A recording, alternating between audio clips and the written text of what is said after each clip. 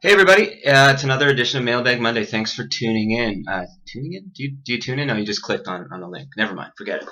Thanks for being with us this week. And I got a bunch of questions to answer. Let's get right to a few questions. So, what do we got here? We got Chris Cortez Gontier. Nice last name. What's your favorite kind of guitar? He says. Well, I do play BC Rich guitars, so those are my favorite kind of guitars. But actually, my favorite, and I'll show you my favoriteest one. This is the one that I've had for quite a while now, the Gold Top Special X. These ones are really rare. They only came out a few years ago. I don't even know if they still make them just like this, because this one, when they gave it to me, was fresh off the line with certain kinds of pickups in it. The EMGs. Oh, this is broken off right here.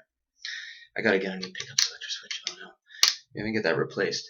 But it's just a beautiful guitar. It just feels perfect. You know, sometimes you just don't know why you get a guitar that you love, and it just feels right, and it plays the way you want. And that's the one for me. But I mean, I love all my BC Riches, of course. They're all great guitars. That's why I play them, because they're all amazing.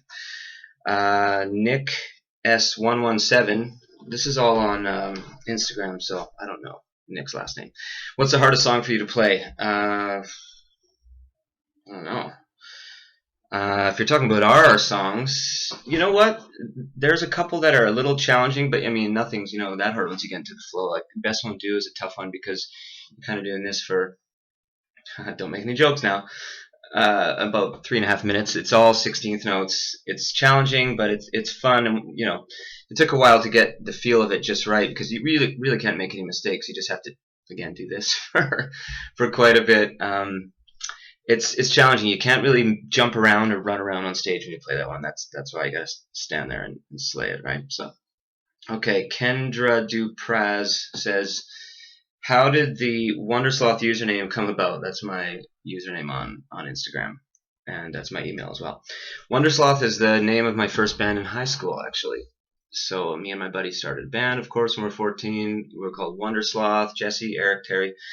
We used to play, at the school, at the high school, and gigs around town with all the other bands at the time. Mostly punk music, a lot of covers. We were called Wondersloth, and then I think we were called. We bounced around a few names. Don't laugh. I think Civil Whore was a name that we might have used for a little while, and then probably threw that one out. And then later on into college, we changed the name to Velveteen Habit, The Velveteen Habit, which I thought was a pretty cool name, actually. So, okay, Sarah Byers says, "What's your favorite song on each album?" On Vices and Virtues, my favorite song is probably Sorry, because I really enjoyed playing the guitar on that one. I wanted to sort of do something epic with it, especially with the leads. And I just tried to play what I thought like someone like Slash might play, to be honest. When I was in the studio, I was like, what would Slash do here? Well, he'd do something like this. So if you know the song, if you listen to the leads, listen to the break after the first chorus, I kind of went for something little Sweet Child of Mine-ish, right? And then on the new record, I have to say Best Won't Do again, just because of the way it was written. And the music just sort of flowed out. It's one of those songs that the music flowed out in a jam session. Kind of an anger-inspired jam session. So it's funny when you're pushed to frustration sometimes you get something you never expected, and that's where that song came from. It was just aggressive, and also Just For Me on the record is a good one for me lyrically. I love that song, and I think I'm going to talk about that one right now because Autumn Johnson over here says Just For Me is an amazing song, and some of the lyrics, such as the opening lyrics, "Forget what you've been told, they're inside your home, yada yada," gives a Big Brother or Illuminati suggestive theme. What was the inspiration for the song? Well, the whole Big Brother Illuminati theme is something that we talk about often, actually. I think a lot of people are talking about that these days. So, Johnny wrote those lyrics, actually. It's funny how this song happened again. It was just a jam session, and then he took the lyrics from a previous writing session, and we just dropped it in, and it kind of just fit.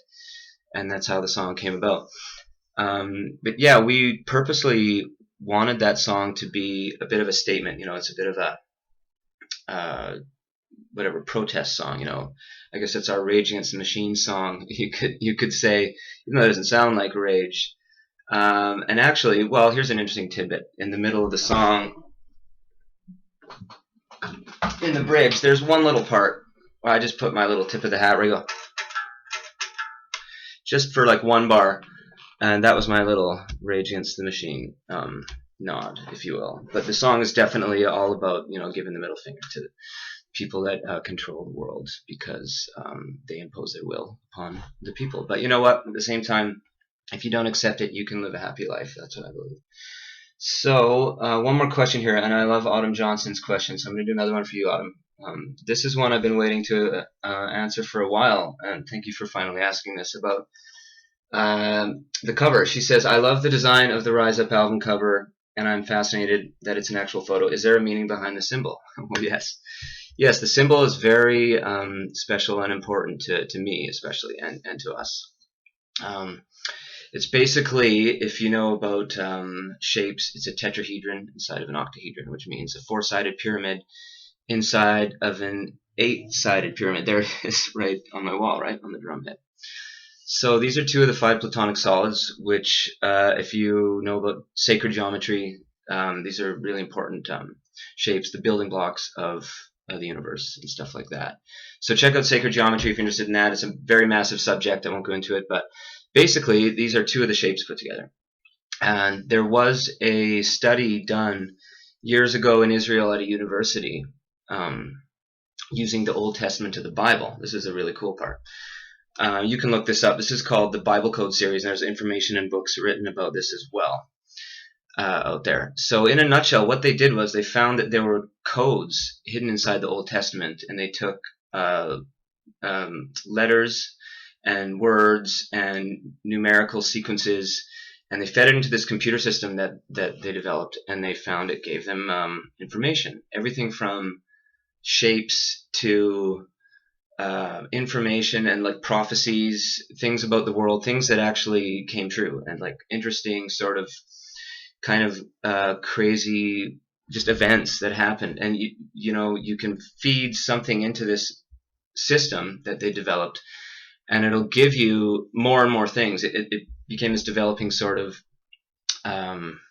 test that they developed. So long story short, they took all the shapes that they got and put it back into the computer system, and it came up with one shape, and that was this one. Was the tetrahedron inside the octahedron. So ever since then, it's been called everything from the ultimate archetype to the master shape of the mind of God, things like that. So you know, for us, it symbolizes you know totality and just the ultimate shape, right? So it's everything. And actually, if you turn the shape from any angle, you can find every other shape in creation inside of that one. So it really is the master shape. That's why they gave it that name. So there you go. Very interesting question. Thank you, Autumn. Been wanting to say that one for a while. So you guys, thanks for watching. And this has been another edition of Mailbag Monday.